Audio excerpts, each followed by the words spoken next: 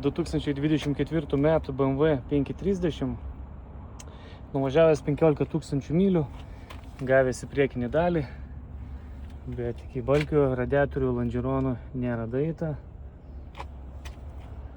Lempa tai irgi vietoj stovi.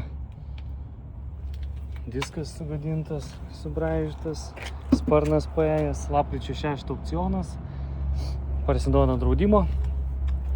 Yra liukas užkliuotas, nes paliktas atidarytas. Nenoriu šitų durų daryti, nes ten sparnas neleidžia. Šitas sparnas galinis taip pat pažeistas, diskas pažeistas, šonas bamperio pažeistas. Čia bamperį atkibę, nėra dangtelio.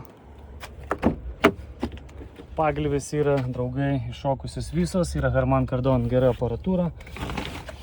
Juodas salonas, juodas lubos, bet pagalvės visos įmanomas ir lubų, ir vairuotojų, ir panelės yra iššaudžiusios. Ir kelieną matot, ir panelės. Viskas.